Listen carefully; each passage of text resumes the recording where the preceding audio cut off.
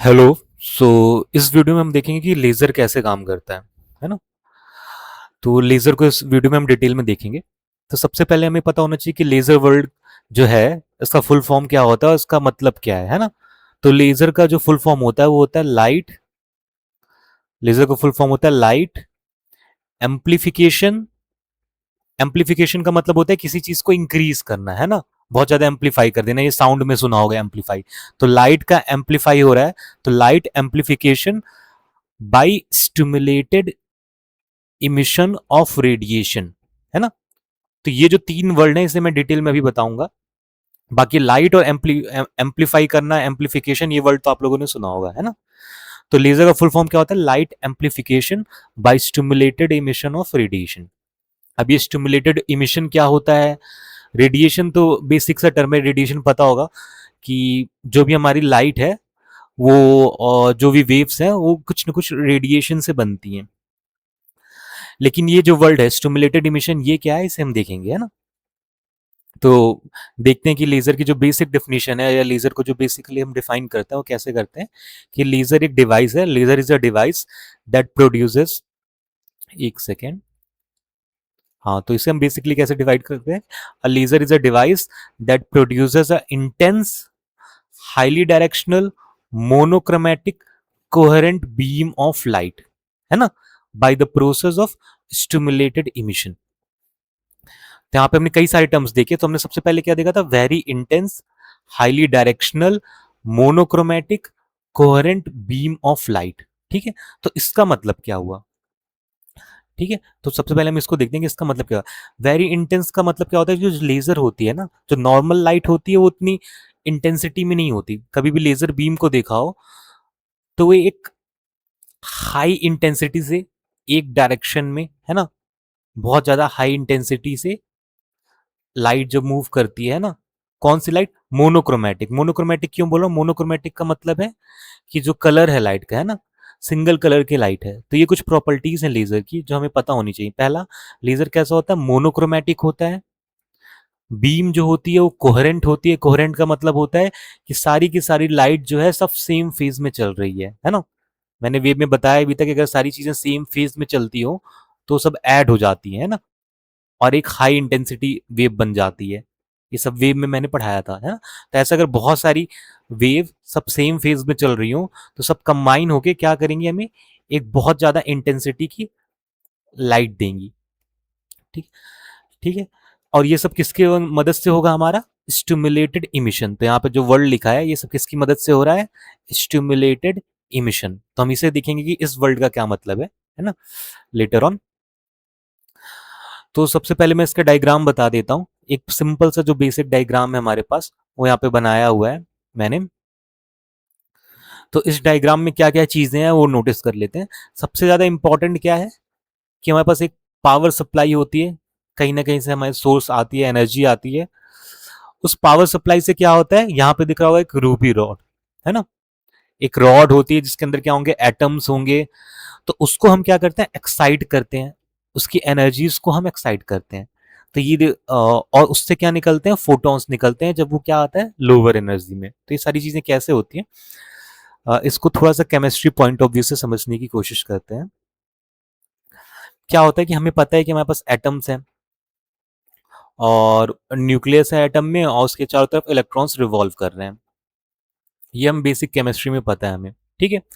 और सारी चीजें एटम से बनी है, तो ये जो रूबी रॉड है इसके अंदर भी बहुत सारे एटम्स होंगे। अब क्या होगा? जब इन्हीं एटम्स को हम कुछ एनर्जी देंगे तो ये जो इलेक्ट्रॉन्स हैं, जो यहाँ पे पहली लेवल, पहला जो मैंने लेयर बनाया है जहाँ पे इलेक्ट्रॉन घूम रहा है, जब इसे कुछ एनर्जी मिलेगी तो अब ये इस लेवल, मतलब इस लेवल से उठ के हायर लेवल पे जाना चालू कर देगा। ठीक है, तो इलेक्ट्रॉन के पास जब एनर्जी आ जाएगी तो क्या करेगा? एक जगह से उठ के ऊपर वाली एनर्जी वाले लेवल पे चला जाएगा। उसकी वजह से क्या होगा? जो हमारा एटम है वो एक्साइटेड हो जाता है।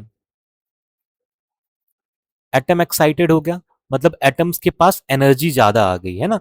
जो इनिशियली उसके पास एनर्जी थी शुरुआत में, अब उससे ज्यादा एनर्जी आ गई। इसका मतलब क्या है? जो उसके इलेक्ट्रॉन्स हैं वो अब दूसरे लेवल पे जा जाके मूव करना चालू कर दिए हैं। तो इसी को हम जो ग्राफ से, एनर्जी ग्राफ से ड्रॉ करते हैं, तो उसको हम कैसे दिखाते हैं, ऐसे दिखाते हैं लाइन में लेवल्स। जो यहाँ पे दूसरा डायग्राम बना हुआ भी है, ये जो डायग्राम बना हुआ है ये वही चीज दिखा रहा है। ठीक है, तो क्या होता है कि इसको हम कैसे दिखाएंगे, ग्राफ से दिखाने की कोशिश करेंगे। तो जब भी ये नीचे वाली लाइन क्या दिखाएगी, कम एनर्जी, तो कोई एटम जब कम एनर्जी पे होगा तो उसे हम नीचे वाली लाइन से दिखाएंगे। मान लो कि इसके पास यहाँ 2 जूल एनर्जी है, यहाँ पे 4 जूल एनर्जी है। तो अगर मैंने एटम को यहाँ पे ड्रॉ किया, इसका मतलब क्या है, एटम के पास कम एनर्जी है। अगर मैंने एटम को यहाँ ड्रॉ किया, इसका मतलब क्या है, एटम के पास ज्यादा एनर्जी है। अच्छा, जब भी एटम ज्यादा एनर्जी से कम एनर्जी की तरफ आएगा, अगर 4 जूल से 2 जूल की तरफ अगर एटम आ रहा है कम एनर्जी की तरफ, तो बाकी की जो 2 जूल की एनर्जी है वो कहाँ जाएगी। और हमने पढ़ा है कंजर्वेशन ऑफ एनर्जी में कि energy can neither be created nor be destroyed.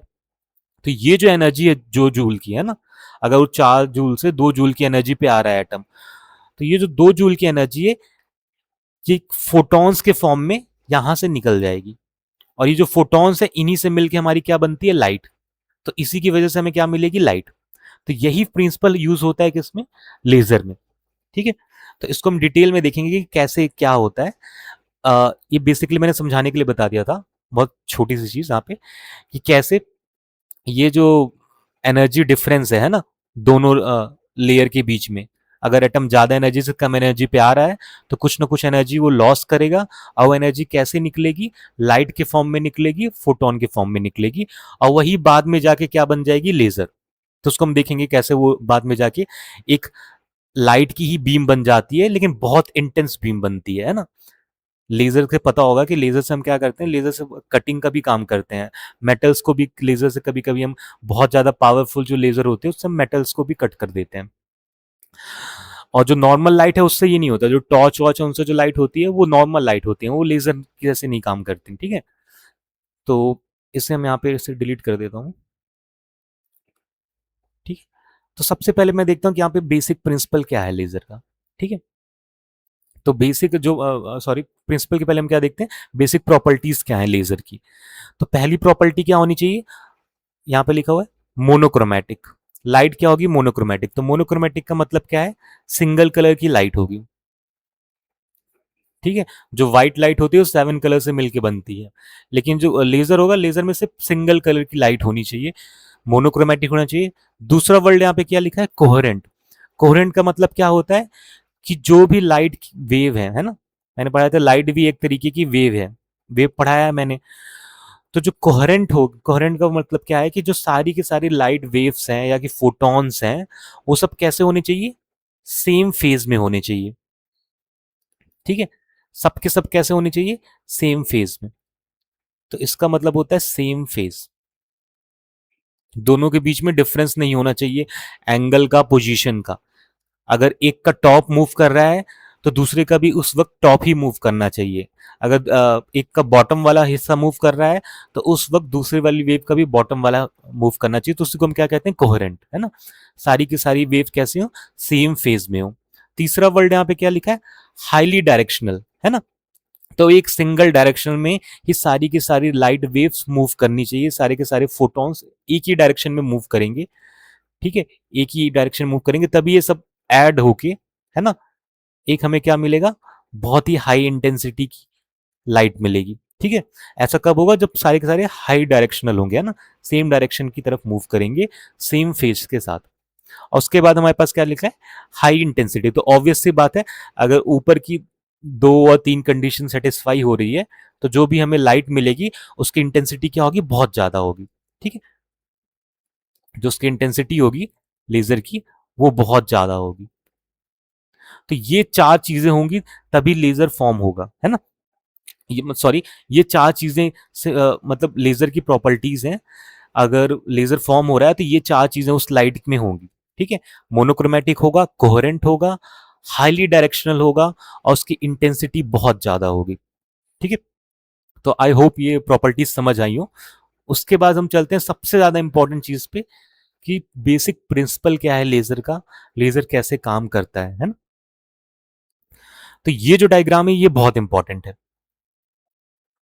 अगर लेजर समझना है तो ये डायग्राम तो याद ही होना चाहिए।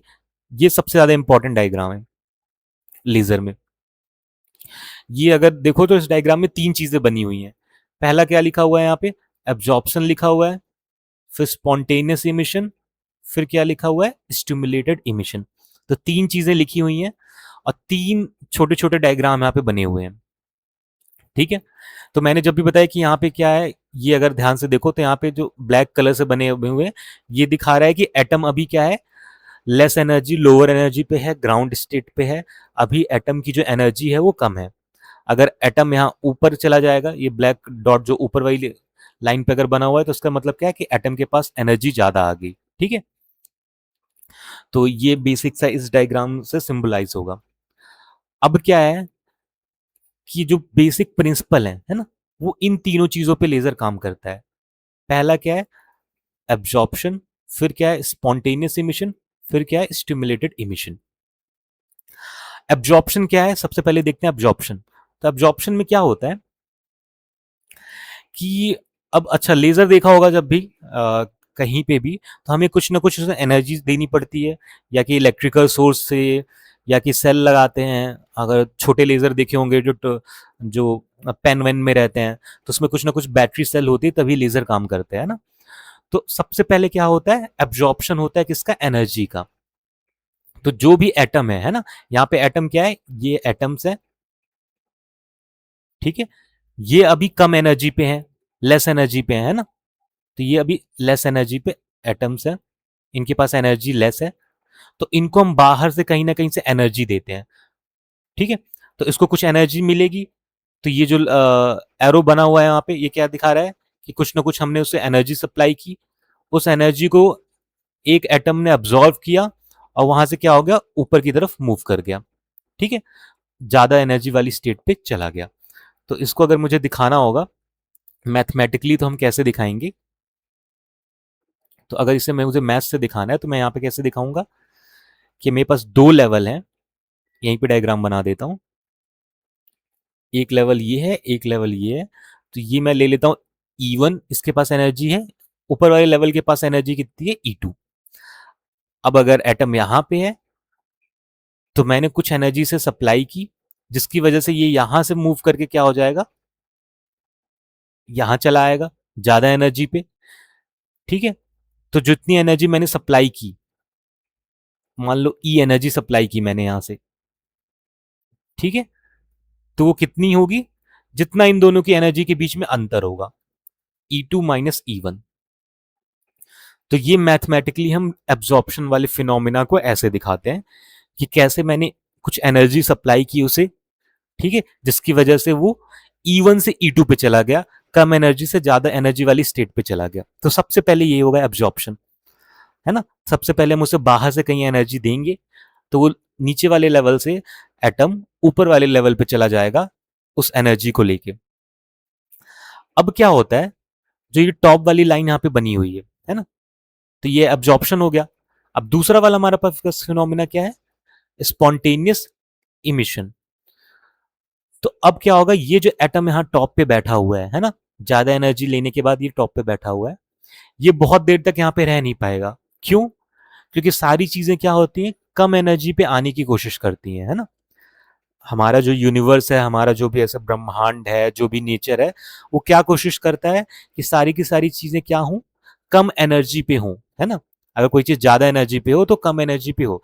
बेसिक्स अगर मैं एग्जांपल दूं, तो देखा होगा कि जो बॉल है, अगर बॉल को मैं ऊपर थ्रो करता हूं, ऊपर की तरफ थ्रो करता हूं ग्राउंड से, तो कुछ समय वो के बाद वो क्या होगी, बॉल नीचे आएगी, नीचे आने की कोशिश करेगी। तो ऐसा क्यों हो रहा है कि बॉल जितना ऊपर जा रही थी, उसके बाद ज्यादा ग्रेविटी की एनर्जी थी, ग्रेविटेशनल एनर्जी थी, और बॉल अगर नीचे आ जाएगी तो उसके बाद कम एनर्जी होगी, है ना। तो हमेशा क्या होता है, कोई भी चीज क्या है, हमेशा कम एनर्जी की तरफ मूव करने की कोशिश करती है। तो सेम चीज यहाँ पे एटम्स के साथ भी होगी। एटम्स यहाँ पे क्या करने की कोशिश करेंगे, हायर एनर्जी से लोअर एनर्जी की तरफ मूव करने की कोशिश करेंगे। तो ये जो दूसरी वाली पिक्चर है, इसे ध्यान से देखना। तो यहाँ पे क्या हुआ कि इसके पास यहाँ पे एनर्जी ज्यादा थी, एटम के पास, ये कुछ टाइम तक यहाँ पे था। फिर उसके बाद ये अब लोअर एनर्जी पे आना चाहता है, नीचे वाली स्टेट पे आना चाहता है। ठीक है, तो कैसे आएगा ये, अगर इसके पास एनर्जी यहाँ पे E2 है, और यहाँ नीचे आने के लिए एनर्जी कितनी चाहिए, E1। और E2 ज्यादा है E1 से, तो अगर इसे E1 वाले एनर्जी स्टेट पे आना है तो इसे क्या करना पड़ेगा, कुछ एनर्जी लॉस करनी पड़ेगी, कुछ एनर्जी को रिमूव करना पड़ेगा, तब जाके वो नीचे आ सकता है ना। यहाँ पे कौन आ पाएंगे, जिनके पास E1 एनर्जी है। तो यही वाला एटम क्या होगा, यहाँ पे अगर देखा ध्यान से दूसरे वाले पिक्चर में, तो ये वाला ही एटम ऊपर से क्या है, नीचे मूव करके आ गया। अब क्योंकि वो नीचे मूव करके आया तो उसकी एनर्जी कम हो गई, तो जो बची हुई एनर्जी थी, है ना, एनर्जी तो हमेशा कांस्टेंट रहती है, तो जो बची हुई एनर्जी थी वो किस फॉर्म में निकल गई, एक फोटोन के फॉर्म में निकल गई। फोटोन ही होते हैं जो मिलके हमें क्या देते हैं, लाइट देते हैं। तो ये एक लाइट के फॉर्म में, फोटोन के फॉर्म में ये एनर्जी यहां से डायग्राम में दिख रहा है। एक सेकेंड। तो ये जो है, ये एनर्जी फोटॉन्स के फॉर्म में, लाइट के फॉर्म में निकल गई है ना, जो एक्स्ट्रा एनर्जी थी। ये हमारा क्या है, E1 है। ठीक है, तो इसी को हम क्या कहते हैं, स्पॉन्टेनियस इमिशन। तो सबसे पहले क्या हुआ, एटम ने क्या किया, सबसे पहले एब्जॉर्प्शन हुआ, जो कि मैंने यहां पे बताया हुआ है। सबसे पहले क्या हो रहा था, एब्जॉर्प्शन हुआ, है ना। फिर उसके बाद क्या होगा, स्पॉन्टेनियस इमिशन। ठीक है, लाइट ने क्या करेगी, जो एटम है हायर एनर्जी स्टेट से नीचे वाले एनर्जी स्टेट पे आएंगे, और कुछ ना कुछ लाइट को, कुछ ना कुछ एनर्जी लॉस करेंगे लाइट के फॉर्म में। ठीक है, तो वो जो एनर्जी निकली वो लाइट के फॉर्म में निकली।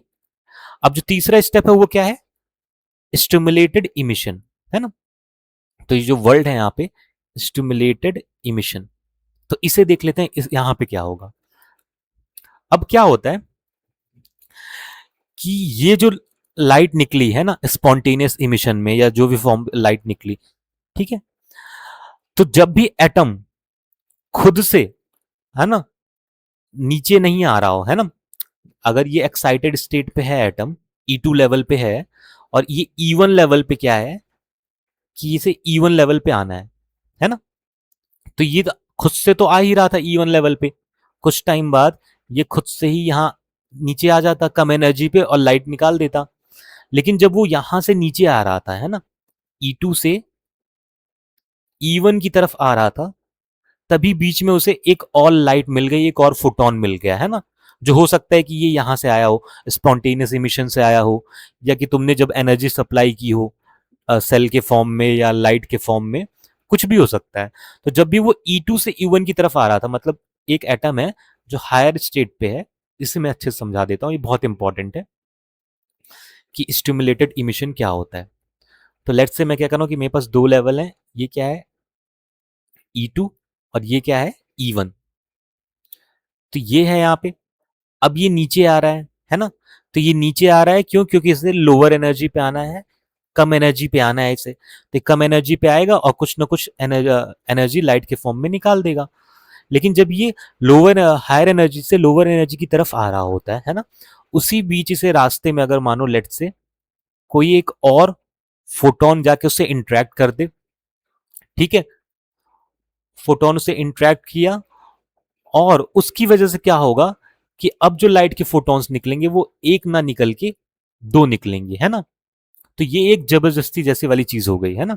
स्टिमुलेटेड इमिशन का मतलब ही होता है, जो इंग्लिश में वर्ड होता है स्टिमुलेटेड, उसका मतलब ही यही होता है कि कोई चीज हो रही हो लेकिन हम उसे जबरदस्ती और तेजी से करवा दें। मतलब कोई अगर आदमी चल ही रहा है ना, एक जगह से दूसरी जगह जा रहा है चल के, लेकिन मैं उसका हाथ पकड़ के उसे जबरदस्ती घसीट के ले जाऊं, है ना, तो उसे हम क्या कहेंगे, स्टिमुलेटेड बोलेंगे। ठीक है, तो वही चीज यहां पे भी हो रही है, वो ऊपर से नीचे तो आ ही रहा था, ठीक है, लेकिन बीच में उसे एक फोटोन मिल गया जिसके पास एनर्जी थी, तो उसने उसे जबरदस्ती ही नीचे ले जाके रख दिया। ठीक है, तो ऐसा जब होता है, जब जो फोटॉन्स हैं, दो ऐसे फोटॉन्स निकलेंगे और दोनों क्या होंगे, सेम फेस के होंगे। ठीक है, अगर ध्यान से देखो यहाँ पे, फेस मैंने बताया भी था, फेस का मतलब क्या होता है, तो यहाँ पे देखो जो इसका टॉप वाला पोर्शन है ना, ये टॉप और इसका टॉप वाला दोनों मैच कर रहे हैं, बॉटम वाला बॉटम वाले से मैच कर रहा है, तो जब इसका टॉप बना तब इसका टॉप बना, जब इसका बॉटम बना तब इसका बॉटम बना। तो ऐसे करके हमारे पास दो फोटॉन्स निकलेंगे जिनका फेस क्या होगा, सेम होगा, है ना, जो एकदम आइडेंटिकल होंगे, और यही आगे जाके हमें क्या देंगे, लेजर देंगे। यही दोनों आगे जाके दोनों फोटोन मिलेंगे और हमें जो लाइट देंगे, उसी लाइट को हम क्या बोलेंगे, लेजर। ठीक है, तो ये वर्ड याद रखना। तो आई होप समझ आया होगा। ये वर्ड याद रखना बहुत इंपॉर्टेंट है, स्टिमुलेटेड इमिशन।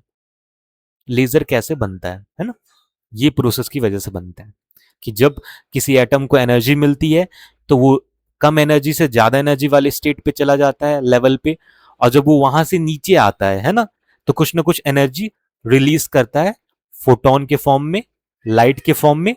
लेकिन जब वो नीचे आ रहा होता है तभी एग्जैक्टली उसी वक्त अगर कोई और फोटोन आके उससे टकरा जाए, है ना, और उसको जबरदस्ती नीचे लाके रख दे, तब उस कंडीशन में दो फोटॉन्स निकलते हैं, दोनों की एनर्जी सेम होगी, दोनों के डायरेक्शन सेम होंगे, दोनों के फेस सेम होंगे, और दोनों एक दूसरे से आइडेंटिकल दिखेंगे, और यही दोनों मिलके हमें क्या देंगे, लेजर।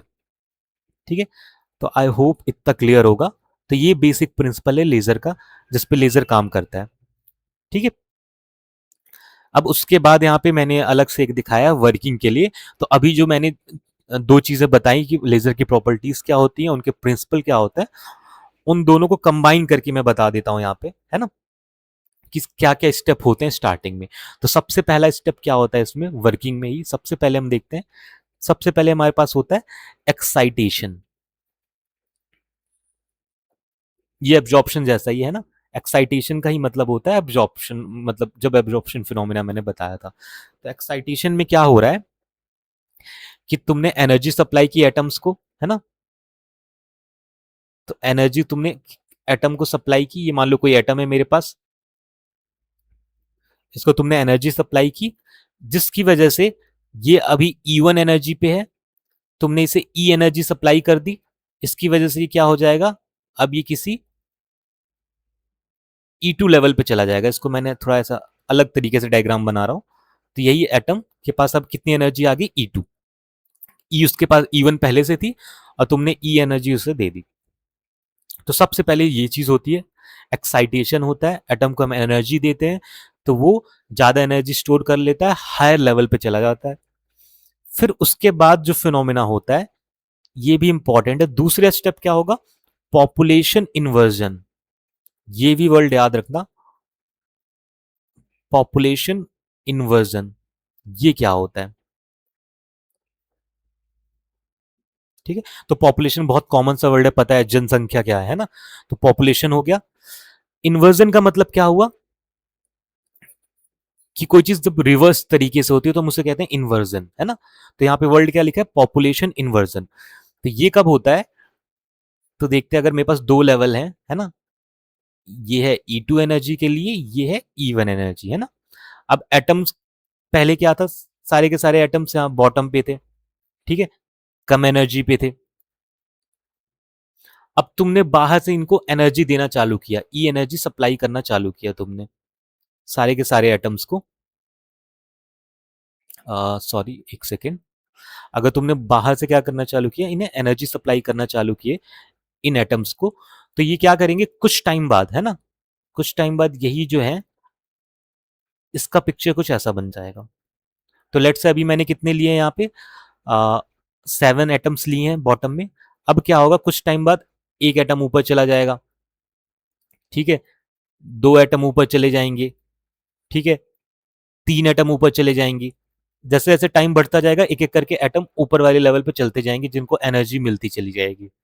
ठीक है, एक टाइम आएगा जब यहाँ पे 4 एटम आ गए, है ना, टॉप पे कितने आ गए, 4 एटम्स आ गए। अब बॉटम पे क्या है, अब बॉटम पे एटम्स कम है, एक, दो और तीन। तो इसी फिनोमिना को हम क्या कहते हैं, पॉपुलेशन इन्वर्जन।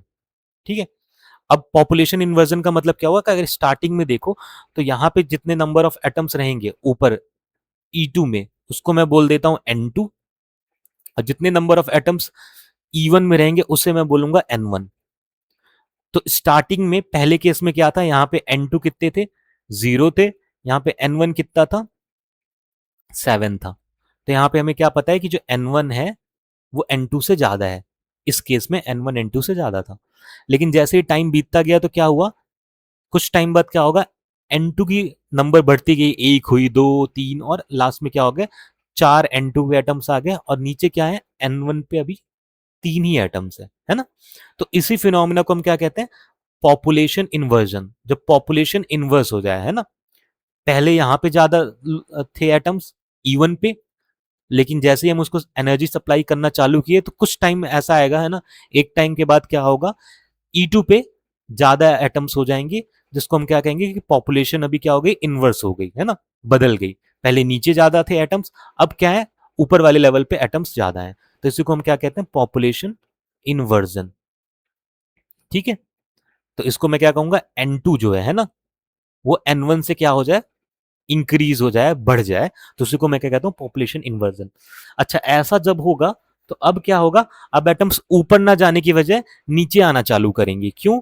क्योंकि अब ऊपर ज्यादा हो गए और नीचे कम है। ठीक है, तो अगर ऊपर ज्यादा होंगे एटम्स तो उनकी एनर्जी भी क्या होगी, ज्यादा होगी। हम और मैं क्या कह रहा था कि एनर्जी हमेशा क्या होनी चाहिए, कम होनी चाहिए। तो अब जो ऊपर वाले एटम्स हैं वो अब नीचे आना चालू करेंगे, और तभी हमारा प्रोसेस चालू हो जाएगा किसका, लेजर का, जिसे हम कहते हैं स्टिमुलेटेड इमिशन, है ना। तो जब ये कंडीशन सेटिस्फाई हो जाएगी, ये जब बहुत इंपॉर्टेंट कंडीशन है, N2 ग्रेटर देन N1, जब ये सेटिस्फाई हो जाएगी तो इसी के बाद जो तीसरा स्टेप आएगा लेजर में, वो क्या होता है, स्टिमुलेटेड इमिशन। जब ऊपर से एटम सब नीचे आना चालू कर देंगे खुद से ही। क्यों आ, क्यों आएंगे नीचे, उसका रीजन मैंने बताया अभी। क्यों? क्योंकि अब ऊपर क्या है, एटम्स की जो पॉपुलेशन है वो ज्यादा हो रही है, तो उनकी जो एनर्जी है पूरे सिस्टम की वो अब ज्यादा हो रही है, और हमेशा सिस्टम क्या चाहता है, कम एनर्जी पे आना। तो कम एनर्जी कैसे होगी, जब वो नीचे आएंगे, नीचे ज्यादा होंगे, जब नीचे ज्यादा एटम्स होंगे तो वो लोअर एनर्जी पे होंगे, कम एनर्जी स्टेट पे होंगे। ठीक है, तो इसी के बाद जब N2 N1 से ग्रेटर हो जाता है तो उसी के बाद हमारा क्या चालू हो जाता है, इमिशन होना, है ना, नीचे आना चालू हो जाता है। तो इसको मैं ऐसे ड्रॉ कर देता हूं यहाँ पे, नंबर्स अभी भी मैं सेम ले रहा हूं, है ना, ये E2 मैंने बनाया, यहाँ मैंने E1 बनाया, अभी भी मैं क्या करता हूँ, सेम नंबर ही ले लेता हूँ। तो लेट्स से यहाँ पे मैंने कितना लिया था, टॉप पे मैंने लिया था 1 2 3, है ना, और यहाँ पे भी ले लेता हूँ 1 2 और 3, और जो 4 वाला था उसको मैं कह देता हूँ कि अब वो नीचे आना चालू कर दिया। ठीक है, तो ये ही अब नीचे आना चालू कर देगा। ठीक है, और यहीं से हमारे पास क्या निकलेगी, एक बीम निकलेगी। ठीक है, फोटोन निकलेगा, और ये जब नीचे आ रहा होगा तब इसे आके अगर दूसरा फोटोन इससे टकरा जाए, है ना, इसे कुछ एनर्जी सप्लाई हो जाए, तो ये दोनों सेम फेज में निकलेंगी, और हमारा क्या हो जाएगा, स्टिमुलेटेड इमिशन, है ना। तो इस यहाँ पे हमारा क्या हो गया, स्टिमुलेटेड इमिशन। अब ये दोनों कंबाइन होके एक हमें लाइट देंगे, ये फोटॉन्स है ना, अभी फोटॉन्स जब कंबाइन होंगे तो हमें लाइट देंगे, और जो लाइट होगी बहुत ही ज्यादा हाई इंटेंसिटी की होगी। तो ये हुआ यहाँ पे स्टिमुलेटेड इमिशन। ठीक है, तो तीसरा स्टेप क्या होता है, स्टिमुलेटेड इमिशन का। फिर उसके बाद हमारा जो चौथा स्टेप है उसे हम कहते हैं एम्प्लीफिकेशन। ये भी याद रखना, चौथा स्टेप हम क्या कहेंगे, एम्प्लीफिकेशन। एम्प्लीफिकेशन, ठीक है। तो कई सारे तरीके हैं एम्पलीफाई करने के, फोटॉन्स जो हैं, तो बेसिकली हम कैसे करते हैं, मिरर्स की मदद से कर देते हैं। ठीक है, मिरर की मदद से हम इसे और एम्पलीफाई कर देते हैं। क्या करते हैं कि हम मिरर लगा देते हैं, तो मिरर लगाने की वजह से क्या होता है कि ये जो फोटोन आते हैं और इस मिरर से टकराएंगे, तो टकराने के बाद ये इधर वापस जाएंगे, है ना, तो ये जब वो वापस इधर मूव करना चालू कर देंगे, ठीक है, और इधर से और फोटॉन्स आएंगे, और ये जब कंबाइन हो जाते हैं ऐसे, ठीक है, तो जो हमारी लाइट वेव है वो और ज्यादा एम्पलीफाई हो जाती है, तो हम मिरर्स की मदद से इसको एम्पलीफाई करते हैं। ठीक है, और ये बेसिक भी होगा, बेसिक में भी घर में देखा होगा कि अगर तुम्हारे पास कोई मिरर है और उस पर तुमने लाइट लगा दी है ना, तो बहुत ज्यादा एम्पलीफाई हो जाता है। एक सेकेंड, हाँ, तो ये है हमारा क्या, एम्पलीफिकेशन। एम्पलीफिकेशन में हम मिरर्स की मदद लेते हैं, मिरर्स लगा देते हैं दोनों साइड पे, उसकी वजह से क्या होता है, लाइट उससे टकराती है, टकरा के वापस आती है, और फिर जो लाइट आ रही थी उससे मिल जाती है, तो उसकी इंटेंसिटी और बढ़ जाती है। ठीक है, फिर उसके बाद हमारा जो लास्ट स्टेप है वो मिल जाता है हमें लेजर आउटपुट। तो ऐसा करने के बाद जो फाइनली कुछ समय बाद जो हमें लाइट मिलती है उसी को हम क्या कहते हैं, लेजर, है ना। तो यहाँ पे जो डायग्राम बना था ये देख लेते हैं सबसे टॉप पे। तो एकदम लास्ट में हमें क्या मिल जाएगी, यहाँ से एक लेजर बीम निकलते हुए मिल जाएगी, और इसे हम क्या कहेंगे कि फाइनली हमारा जो लेजर है सिंगल मोनोक्रोमेटिक लाइट का, वो फॉर्म हो गया। तो वीडियो थोड़ा सा बड़ा हो गया है, लेकिन आई होप कि सारी चीजें समझ आई होंगी। और इसके दो टाइप होते हैं, दोनों की वर्किंग सेम तरीके की ही है। दोनों टाइप किस पे डिपेंड करते हैं कि कौन सा हम मटेरियल यूज करते हैं लेजर को बनाने के लिए। तो कभी कभी टाइप्स भी पूछा जाता है कि लेजर के टाइप्स क्या होते हैं। तो दो तरीके के टाइप्स होंगे यहाँ पे लेजर के, है ना। वैसे तो बहुत तरीके के होते हैं, लेकिन बेसिक दो तरीके के होते हैं। अगर हम सॉलिड का यूज करते हैं, सॉलिड स्टेट का यूज करते हैं लेजर के लिए, और दूसरा क्या होता है, गैस का। तो अगर हम सॉलिड का यूज करते हैं तो उसमें सबसे कॉमन एग्जांपल आता है रूबी लेजर, है ना। और अगर गैस का यूज करते हैं तो गैस में क्या होता है, सबसे common name helium neon laser. तो हीलियम नियॉन दोनों गैस का यूज करके जब हम लेजर बनाते हैं तो उसे हम कहते हैं वो जो होता है उसे कहते हैं गैस स्टेट लेजर कहते हैं। और जो सॉलिड स्टेट लेजर होते हैं वो किसकी मदद से होता है, जो सॉलिड होते हैं। तो यहाँ पे जो रूबी है उसमें हम कौन सा मटेरियल यूज करते हैं, एल्युमिनियम ऑक्साइड और क्रोमियम। तो यहाँ पे इसको यूज करते हैं aluminium oxide plus Cr3 positive, इसका यूज करते हैं, ये सॉलिड होता है, ठीक है। इसलिए इसको सॉलिड स्टेट कहते हैं। यहाँ पे हम गैस का यूज करते हैं, हीलियम और नियॉन की गैस का। इसका जो रेशियो होता है वो रहता है 1:10। तो ये याद रखना, 1:10 गैस हम यूज करते हैं इनकी हीलियम नियॉन लेजर बनाने के लिए। तो आई होप समझ आया होगा कि लेजर क्या होता है। और इसमें सबसे ज्यादा जो इम्पोर्टेंट है वो ये प्रिंसिपल्स हैं, है ना। ये तीनों प्रिंसिपल, एब्जॉर्प्शन, स्पॉन्टेनियस इमिशन और स्टिमुलेटेड इमिशन, ठीक है। तो इस वीडियो में इतना ही, फिर मिलते हैं नेक्स्ट वीडियो पे। बाय।